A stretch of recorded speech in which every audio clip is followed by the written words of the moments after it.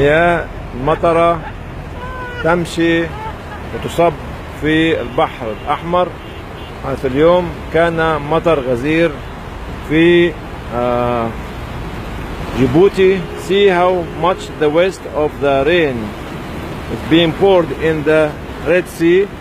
Heavy rain came today to Djibouti, but no utilization of this amount of rain. And every year this would happen. What they need to build dams. Today is what you can see now is the drainage of the water into the Red Sea, waste of water, rainwater, which you cannot control because there is no dam in the city of Djibouti. Thank you. Assalamu alaikum wa rahmatullahi wa barakatuh.